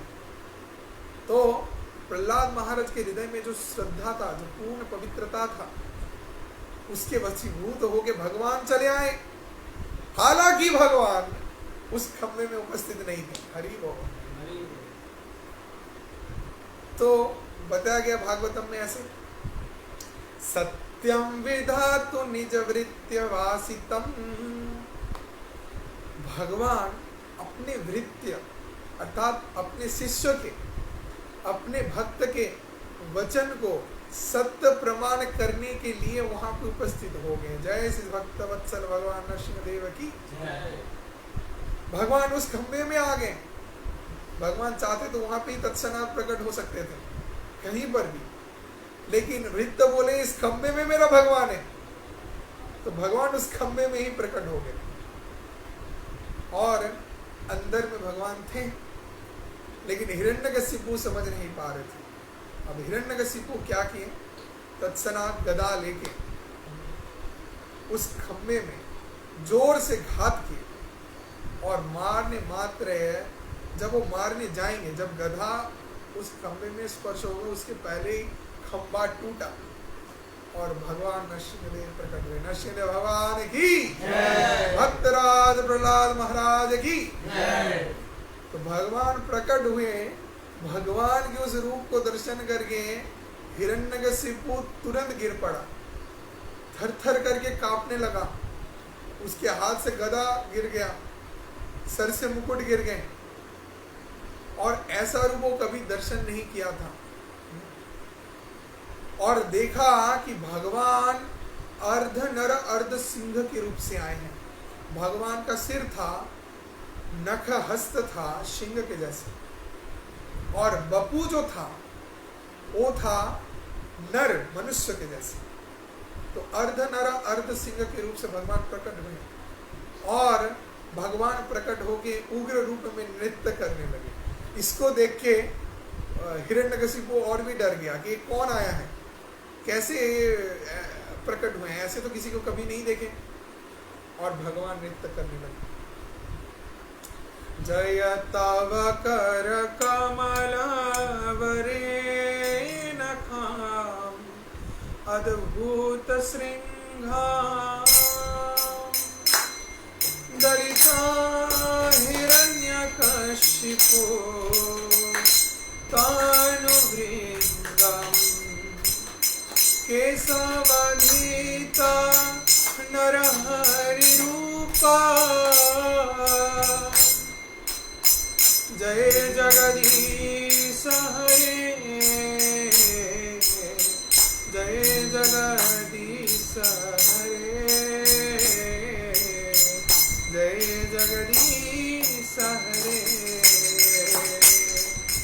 तव कर कमल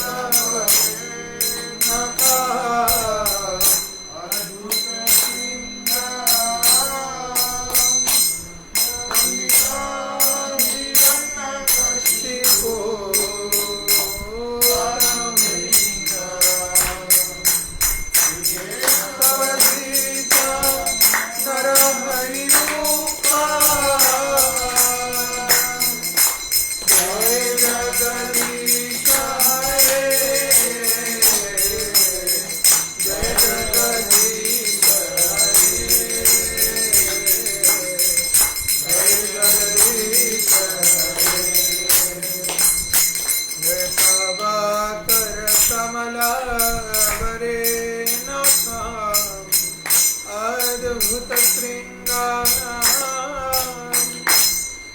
सहित हिरण्यकशिपु तानु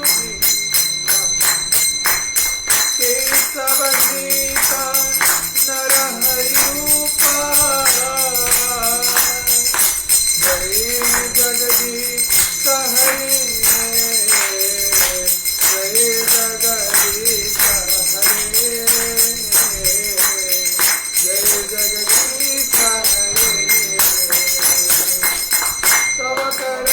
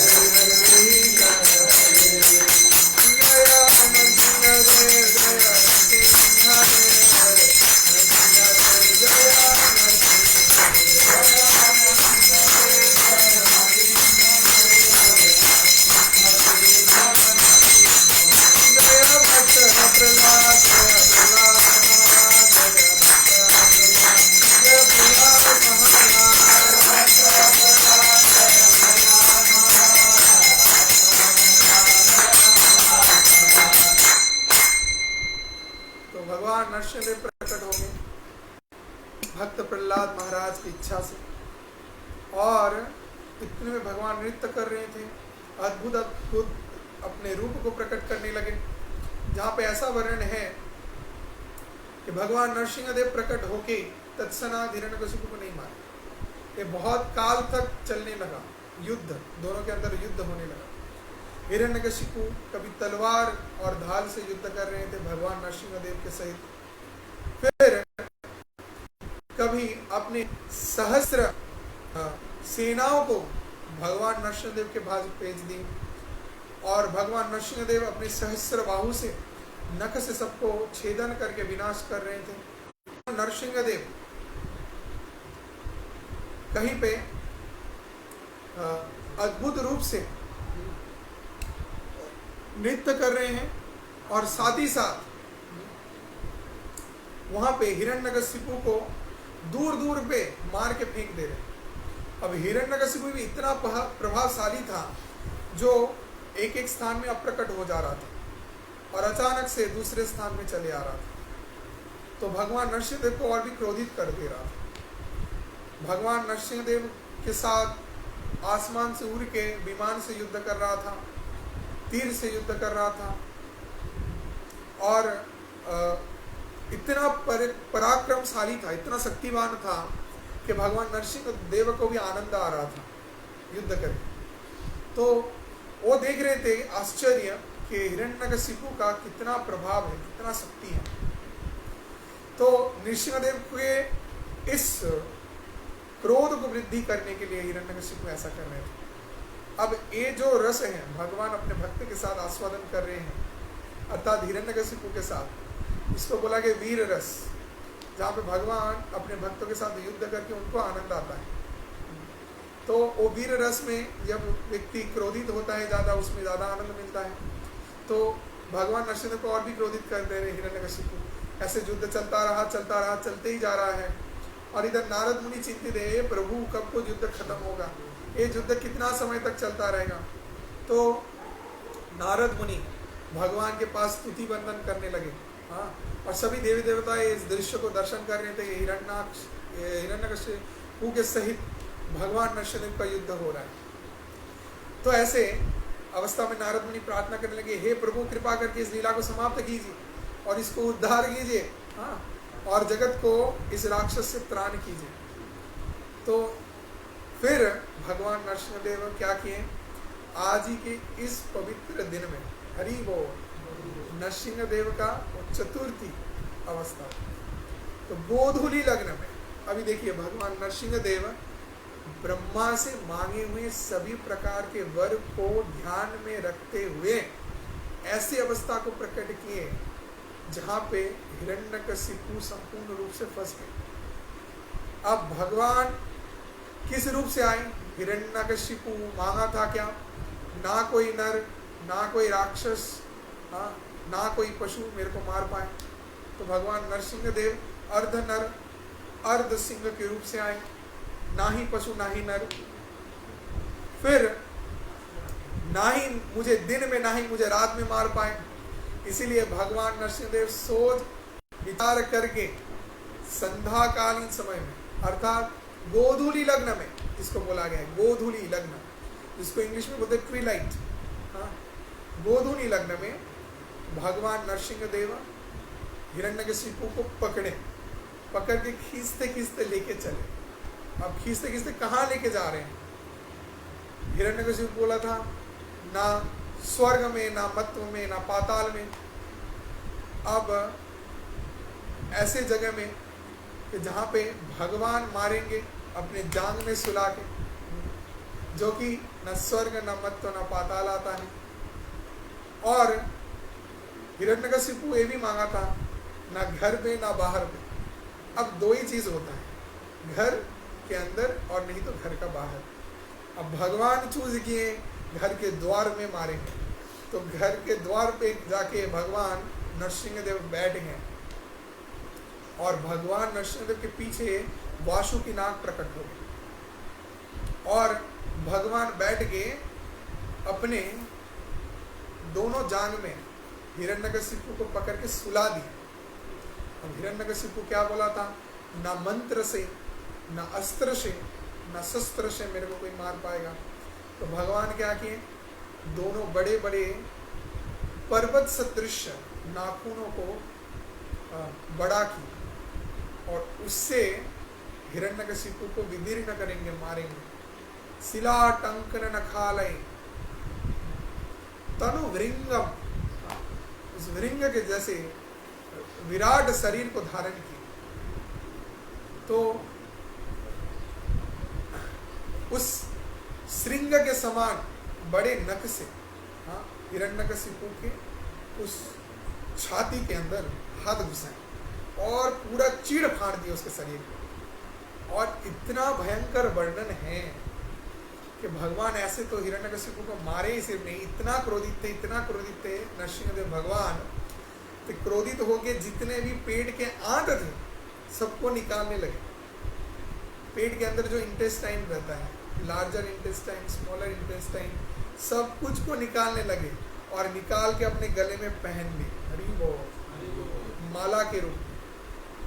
और अपने विभत्स रूप को प्रकट किया। अपने चारों तरफ शरीर खून लगा हुआ था नरसिंहदेव का और पूरा हिरण्यकशिपु का राजमहल खूनों से भर गया। और हिरण्यकशिपु भगवान के उस रूप को देखते देखते अपने देह को त्याग किए भगवान के श्री हस्त से। हरि बोल। सोचिए क्या उच्च कोटि का स्तर है भक्ति का। कौन से भक्ति किए हैं जिससे वो भगवान को सिर्फ देखते देखते ही देह को त्याग नहीं किए, भगवान से हाथ से ही उनका मृत्यु हुआ। तो ऐसा अगर कोई राक्षस भी बन पाता है तो श्रेष्ठ है। तो सोचिए भगवान के लीला में राक्षस भी कितने उन्नत रहते थे, हायर कैटेगरी के, कितने उच्च कोटि के। और अभी के लोग तो राक्षसों से भी अधम है। ये प्रमाण करता है राक्षस से भी अधम। हम लोगों को बोलते हैं तुम तो राक्षस जैसे हो। बिल्कुल भी बोलना नहीं चाहिए, क्योंकि राक्षस भी और भी क्वालिफाइड और भी बुद्धिमान और भी स्टैंडर्ड होते थे। अभी के कलयुग के लोग राक्षस से भी अधम हैं, इतना भी बिलो द लेवल।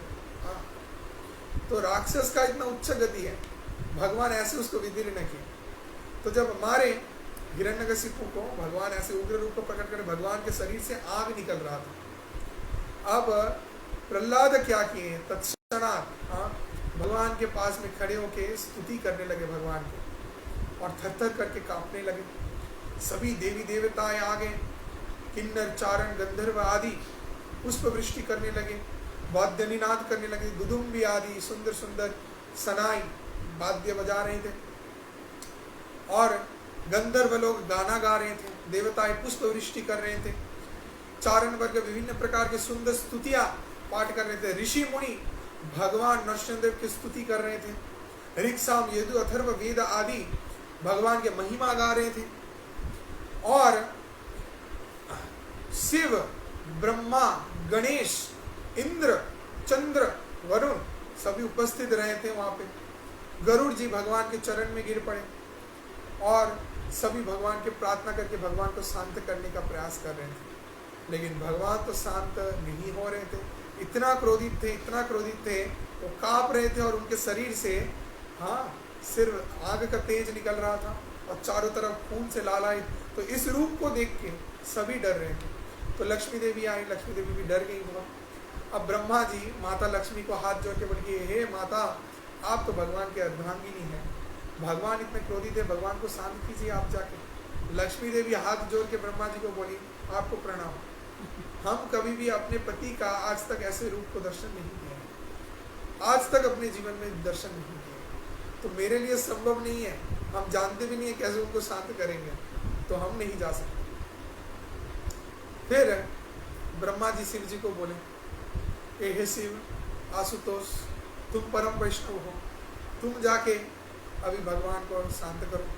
शिव जी बोले, हमने तो मेरे प्रभु का कभी ऐसा रूप नहीं देखा, ऐसा रूप अगर देखते तो हम इतने शांत वैष्णव हो ही नहीं पाते, तो हम नहीं जानते कि हम कैसे भगवान नरसिंहदेव को शांत करेंगे। तो अब चिंता की कि किसको बुलाया जाए, किसको भेजा जाए। तब सोचे कि सभी पूजा शुभ मंगल कार्य में गणेश को भेजा जाता है। गणेश, ओम गंग गणेशाय नमः, हाँ बोला जाता है। गणेश का पूजा से सभी पूजा का प्रारंभ होता है, पहले शुभ लाभ को प्रकट किया जाता है गणेश के पूजा के माध्यम से। तो इसीलिए गणेश को बोला गया सबसे पहले तुमको पूजा जाता है, तो तुम एक काम करो, तुम जाके भगवान नरसिंहदेव को शांत करो। तो गणेश अभी देखा कि सभी मेरे से सीनियर लोग मेरे को बोल रहे हैं, अर्थात ब्रह्मा जी बोल रहे हैं, मेरे पिता शिव जी बोल रहे हैं, इंद्र बोल रहे हैं, तो हमको जाना चाहिए। तो तब गणेश गया भगवान नरसिंहदेव के सामने, और जब भगवान नरसिंहदेव के सामने गया, भगवान नरसिंहदेव एक हुंकार दिए, श्रृंग का जैसा हुंकार होता है ना, वैसा हुंकार दिए। एक हुंकार से गणेश तत्क्षणात डर के मारे थर थर करके कांप के, बताया गया कि चूहे में बैठ के वहां से भागा। तो पूरे भरी सभा से चूहा लेके भागा गणेश। हालांकि गणेश जी नरसिंहदेव के सबसे बड़े भक्त हैं, नरसिंहदेव का कृपा मिला, और जिसके कारण ही भगवान नरसिंहदेव की कृपा से ही उनको सभी पूजा में पहले स्थान मिलता है। और उनका नाम में भी आता है विघ्न विनाशक, तो सर्व विघ्न विनाशकारी है नरसिंहदेव। तो अपने खिताब को, अपने टाइटल को, उपाधि को प्रदान किया किसको? गणेश जी को, क्योंकि उन्होंने प्रयास किया था, इसीलिए। बाकी कोई प्रयास नहीं किया था, सब सोचे थे, बट शांत करने के लिए प्रयास करने सामने कोई नहीं आया। इसके कारण उनको विघ्न विनाशक गणेश को भी बोला गया है, कृपा किए थे नरसिंहदेव। तो जो गणेश का भी पूजा करते उसको भी नरसिंहदेव का कृपा मिलता है। तो अभी सभी सोच में पड़ गए कि कौन शांत कर सकता है। तो सभी देवी देवता मिलकर सिद्धांत लिए कि प्रहलाद के लिए भगवान इस रूप से प्रकट हुए हैं। तो प्रहलाद ही एकमात्र हैं जो शायद भगवान को शांत कर सकता है। तो इसके लिए प्रहलाद को बोले, हे प्रहलाद, तुम अभी जाके भगवान से स्तुति करो, भगवान को शांत करो। तो प्रहलाद के लिए तो भगवान भगवान है। प्रहलाद के हृदय में ऐसा कोई अनुभूति नहीं है कि भगवान के इस उग्र रूप को देख के वो डरे। हालांकि प्रहलाद महाराज थर-थर करके कांप तो रहे थे, लेकिन उन्होंने हाथ में एक बड़ा सा माला लिया और माला लेके भगवान के सामने जाके भगवान की स्तुति करने लगे। और भगवान नरसिंहदेव को साहस करके वो माला पहना दी, और भगवान पहने भी। और भगवान नरसिंहदेव उस माला को पहन के प्रहलाद को बुलाए अपने पास। ऐसा वर्णन, अपने हाथ को हिला के बुलाए प्रहलाद को, और अपने हाथ में जो नाखून थे, खून थे, उस खून को तो नरसिंहदेव आशीर्वाद प्रदान किए किसको? प्रहलाद महाराज को। और फिर प्रहलाद को आलिंगन करके अपने छाती से लगाए। प्रहलाद बोला गया क्या? प्रहलाद जो भगवान को आनंद प्रदान करते हैं, आह्लाद आनंद देता है। और भगवान कौन है? नरसिंहदेव, जो प्रहलाद लाददायिनी, जो प्रहलाद को आनंद प्रदान करते हैं, वो भगवान कौन है? नरसिंहदेव। तो दोनों भक्त और भगवान एकत्रित होंगे।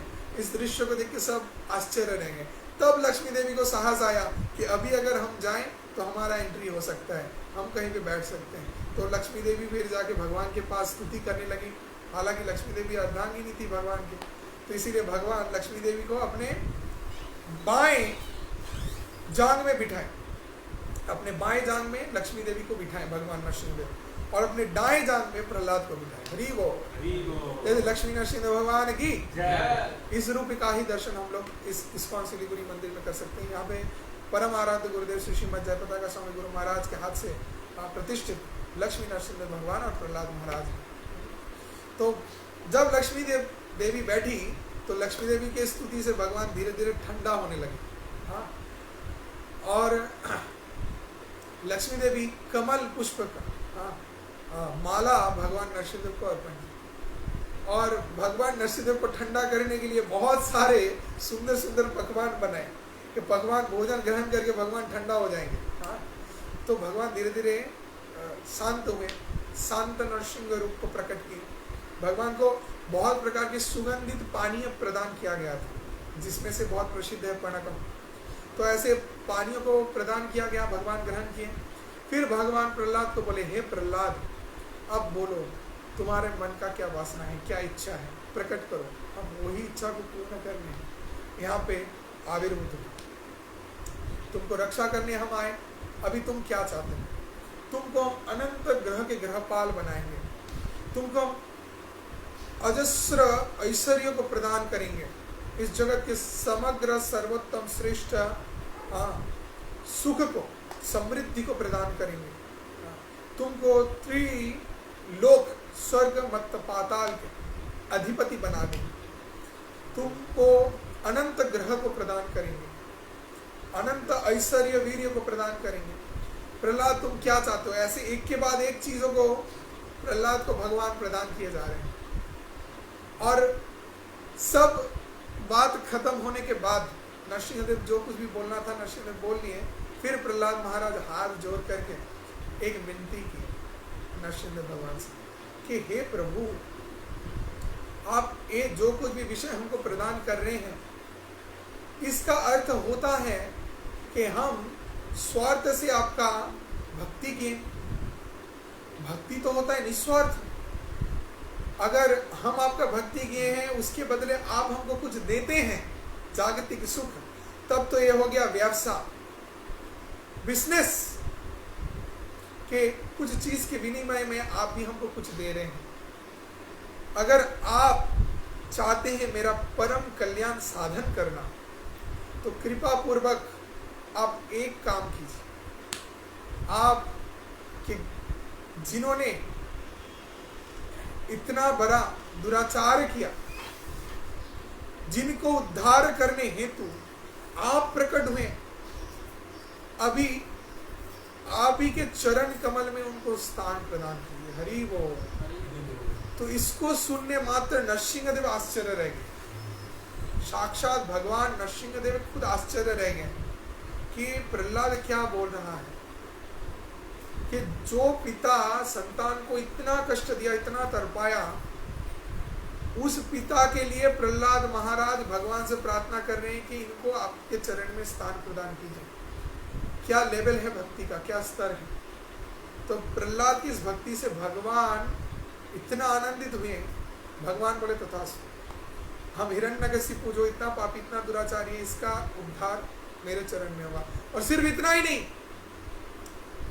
तुम्हारे इस राक्षस कुल में जिन जिनका भी जन्म होगा, उन सभी का उद्धार हम करेंगे। हरि बोल। इसीलिए हम लोग जानते हैं विरोचन पुत्र उधर आए थे, बलि महाराज। बलि महाराज को उद्धार करने भगवान आए थे। किस रूप से? बोलो, वामन रूप से भगवान आए थे। तो भगवान उधर में भी आके उद्धार किए। तो ऐसे इस परंपरा को उद्धार करने लगे भगवान। तो प्रहलाद महाराज की इच्छा मात्र भगवान जो प्रकट हुए थे नरसिंहदेव के रूप से, वो आज ही का एक पवित्र दिन है। इस नरसिंह चतुर्दशी के पवित्र दिन में ही परम ब्रह्म भगवान इस अर्ध नर अर्ध सिंह के रूप से अपने भक्त को रक्षा करने आए। जैसे भक्त वत्सल भगवान नरसिंह देव की, भक्त प्रहलाद महाराज की, भक्त शिरोमणि भक्त प्रहलाद महाराज की, लक्ष्मी नरसिंह भगवान की, नरसिंह चतुर्दशी महामहोत्सव की। हरे कृष्णा। तो अभी हम लोग शास्त्र से थोड़ा देखेंगे, बहुत ही फास्ट हम इसको थोड़ा वर्णन करेंगे क्योंकि बहुत ही विस्तारित विषय है। हाँ, जहाँ पे शास्त्र में सभी नरसिंहदेव का स्तुति वंदन कर रहे हैं। हाँ, तो श्रीमद् भागवतम के सप्तम स्कंद में बताया गया है 8वें अध्याय में 40 से 56 अर्थात 40 से 56 नंबर श्लोक तक के श्री ब्रह्मोवाच, ब्रह्मा जी बता रहे हैं, क्या बता रहे हैं कि ये परम ब्रह्म भगवान आप असीमित और आपकी शक्तियाँ असीमित, कोई इसको कभी भी गणना नहीं कर सकता। आपके शक्ति को, आपके इस दिव्य रूप को, आपके कार्य को, और जब आप जड़ जगत में लीला संपादित करने आते हैं तो इस जड़ जगत के प्रभाव से प्रभावित नहीं होते। आप इस तीन गुणों से पड़े हैं और आप आपकी इच्छा मात्र से ही इस जड़ जगत को सृष्टि कर सकते हैं, प्रलय कर सकते हैं, साधन कर सकते हैं, और इसके लिए आपको कोई कार्य करना ही नहीं पड़ता, सिर्फ आपकी इच्छा मात्र से ये संपादित हो जाता है। तो इसीलिए आपके चरण में हम बारंबार प्रणति निवेदन करते हैं। तो ब्रह्मा जी ये स्तुति किए नरसिंह देव को। फिर रुद्र अर्थात शिव जी प्रार्थना की। श्री रुद्र उवाच कोपाकलो युगतन्तस्ते हतो यामसुरा अकल्पः तत्सुतं पाय उपस्रात्यं भक्तां ते भक्तवत्सलः। भगवान शिव बोल रहे हैं कि जब प्रलय हो जाता है ये आपकी इच्छा अनुसार होता है और सृष्टि भी आपकी इच्छा अनुसार। अभी ये राक्षस हिरण्यकशिपु भी आपकी इच्छा अनुसार ही वध हुआ। हे मेरे परम ब्रह्म भगवान, जो आपके शुद्ध भक्त होते हैं आप सदा सर्वदा उनको रक्षा करते हैं। जैसे कि आपने इस राक्षस के पुत्र प्रहलाद महाराज को रक्षा करने यहाँ पे प्रकट हुए हैं। जो भी आपके शरणागत रहता है प्रहलाद महाराज के जैसे, आप सदा सर्वदा उसको रक्षा करते हैं। हरे कृष्णा। श्री इंद्र उवाच, इंद्र बोल रहे हैं प्रत्यान्विताः परमा भगवत्रयान्यास्वभाग्यः दैत्याकृतं हृदयं कमलं त्वं द्रतं प्रत्यावोधिः कालाग्रस्तं कृतमिदं अहो नाथ सुरस्तमक्ते मुक्तिस्तेषां नहि ब्रहुमता नरसिंह पारकिम्। राजा इंद्र बोल रहे हैं, हे परम ब्रह्म भगवान, आप सभी के मुक्तिदाता और परम नियंत्रण रक्षक हैं। आप सभी यज्ञ के मूल आहुति हैं और आप ही सभी राक्षसों से हम सभी को रक्षा प्रदान करते हैं।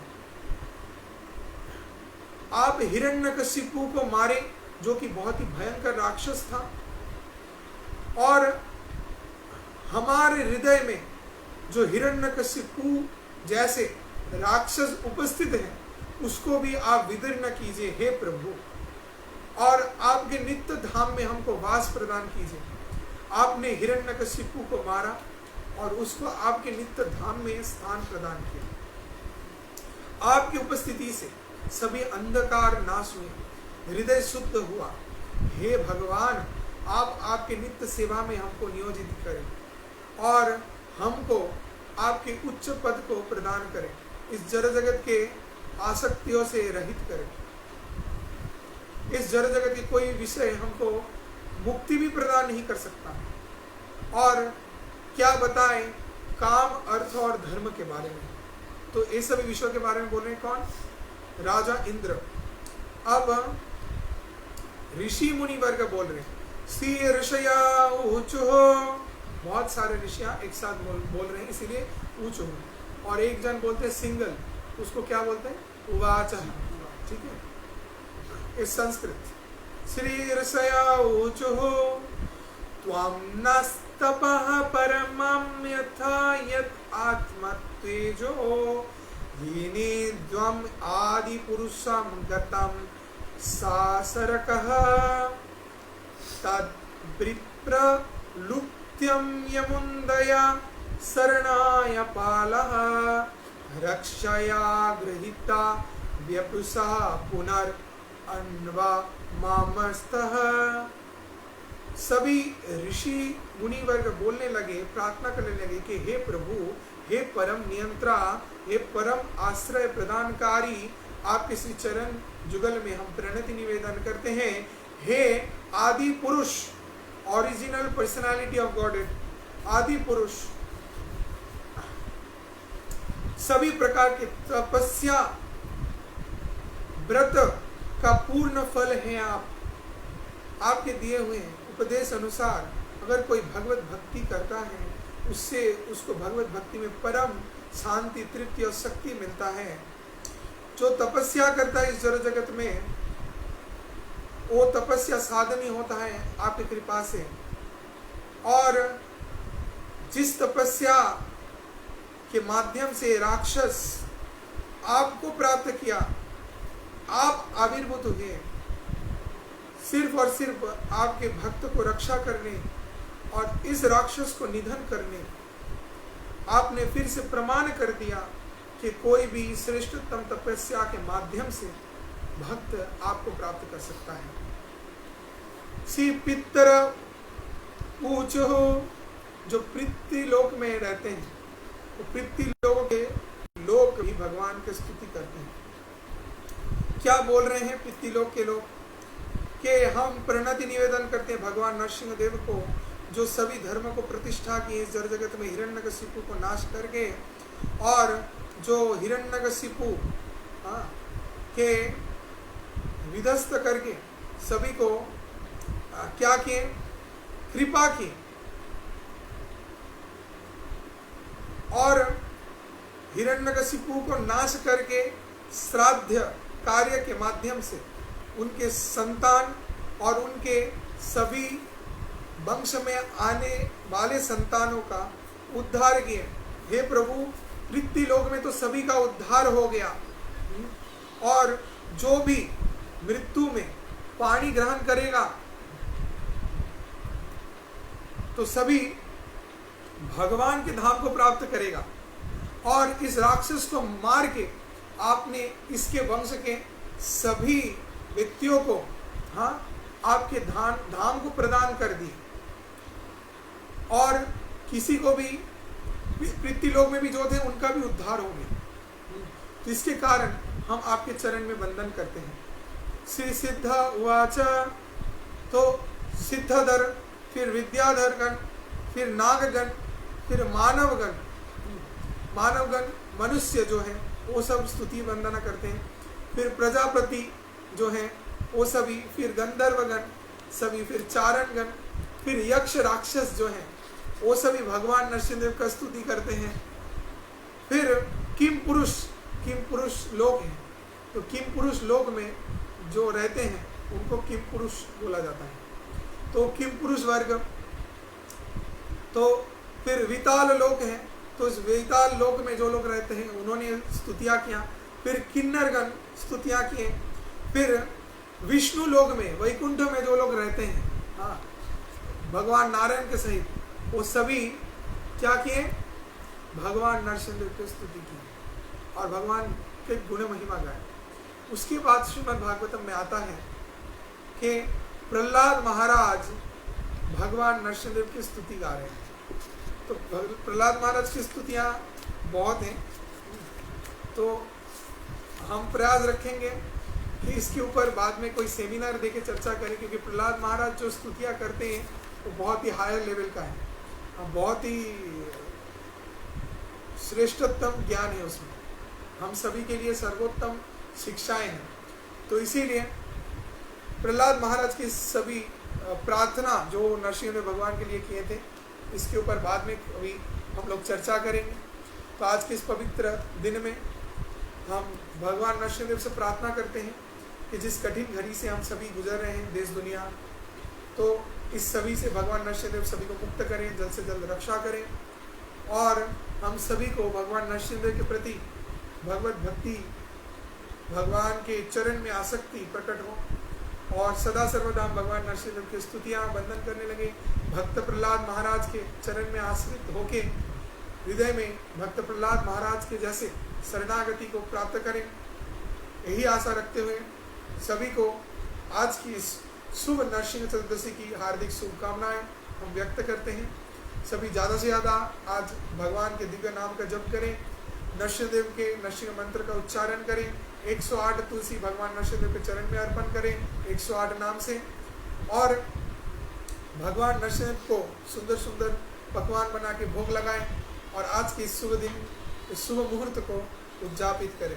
नरसिंहदेव भगवान की, भक्त प्रहलाद महाराज की, लक्ष्मी नरसिंहदेव की, नरसिंह चतुर्दशी महामहोत्सव की, सवेद सकल भक्त वृंद की जय। जगत गुरु शील प्रभुपाद की, परमाराध गुरुदेव की, निताय गौर प्रेमानंदे। हरि हरि बोल। हरे कृष्ण।